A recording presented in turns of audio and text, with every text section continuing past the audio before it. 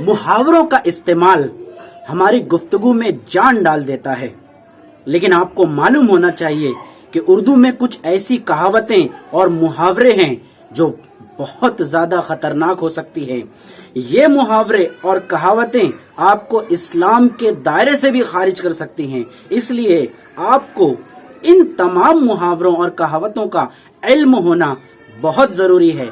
आज के इस वीडियो में हम देखने वाले हैं वो कौन से ऐसे मुहावरे हैं जो इस्तेमाल करना हमारे लिए एक मुसलमान होने के नाते बहुत ज्यादा गलत है और इनको नहीं इस्तेमाल करना चाहिए।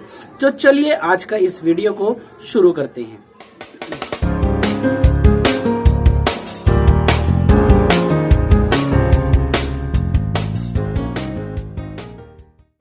पहली कहावत है, नमाज बख्शवाने गए थे और रोजे गले पड़े। ये कहावत सुनकर ही हमारे जिस्म में हमारे रोंगटों को खड़ी कर देती है कि ऐसी कहावत कौन बना सकता है। सोचने की बात है। एक हदीस का मफहूम है कि रसूलुल्लाह सल्लल्लाहु अलैहि वसल्लम पर नाजिल शुदा दीन पर या दीन की किसी भी चीज पर अगर कोई मजाक उड़ाता है तो उसने गोया कुफ्र का इर्तिकाब किया। तो ये बिल्कुल ही गलत कहावत है और इस कहावत का इस्तेमाल बिल्कुल कतई तौर पर नहीं किया जाना चाहिए कि नमाज बख्शवाने गए थे और रोजे गले पड़े। दूसरा मुहावरा है, मोहब्बत और जंग में सब जायज है। यहाँ पर भी गौर करने की बात है दोस्तों कि कोई भी चीज जायज कैसे हो सकती है। एक मुसलमान होने के नाते इस्लाम ने हमें वो मोहब्बत हो या जंग हो, हर चीज के मुकर्ररा हुदूद दिए गए हैं और उन हुदूद को पार करना किसी भी सूरत में जायज नहीं हो सकता। इसलिए ये कहावत भी किसी भी हाल में दुरुस्त नहीं हो सकती कि मोहब्बत और जंग में सब जायज है। किसी हद तक कुछ चीजें जायज हो सकती हैं, लेकिन इस कहावत में बताया गया है कि मोहब्बत और जंग में हर चीज जायज है, जो कि बिल्कुल सरासर इस्लाम के दायरे से ये कहावत भी खारिज है। अगली कहावत है, 900 चूहे खाकर बिल्ली चली हज को। अगर ये बिल्ली 1 करोड़ चूहे भी खा ले और अगर हज को जाए तो भी अल्लाह ताला की रहमत उसके करीब होगी, क्योंकि बेहिसाब अहादीस में ये बात बताई गई है कि इंसान अगर अपने पिछले तमाम गुनाहों की माफी मांग ले और नेक रास्ते पर आ जाए तो अल्लाह की रहमत उसे घेर लेती है और वो बिल्कुल वैसा ही हो जाता है गोया उसने कोई गुनाह नहीं किया है। तो ये कहावत भी बिल्कुल अहादीस से इन्हिराफ कर रही है।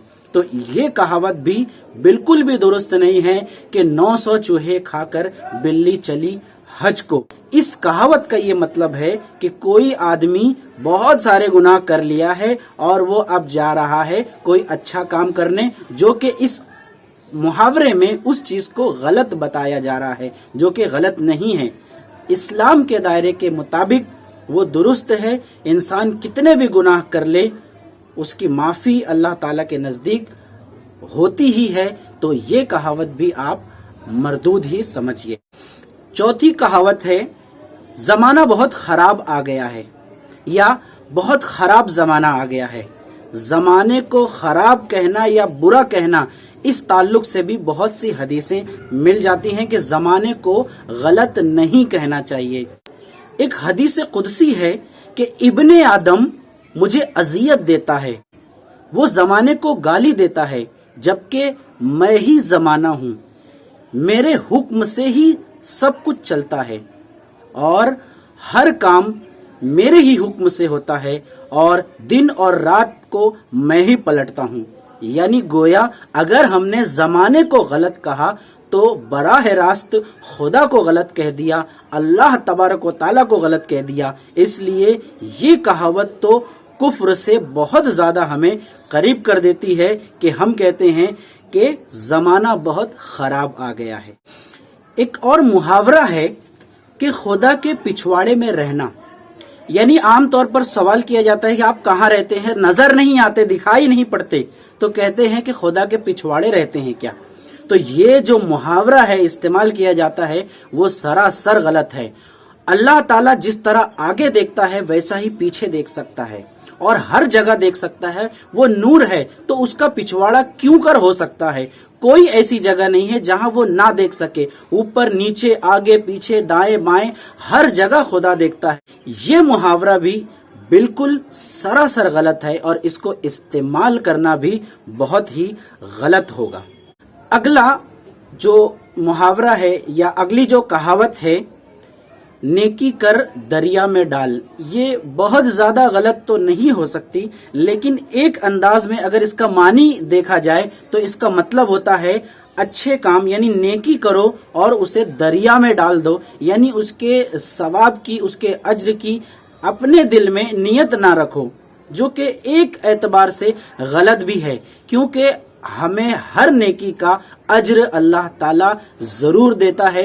वो छोटे से छोटी नेकी क्यों ना हो और वो बड़े से बड़ी नेकी क्यों ना हो, हर नेकी का बदला यानी अज्र अल्लाह ताला अपने बंदे के नामे अमाल में लिख देता है और क़यामत के दिन उसे वो बदला जरूर मिलेगा। तो हमें किसी भी नेकी को दरिया में डालने की कोई जरूरत नहीं है। हर नेकी का बदला इंशाअल्लाह अगर दुनिया में ना मिल सका तो आखिरत में जरूर मिलेगा। ऐसी और भी कोई कहावत हो सकती है जो आपको मालूम हो।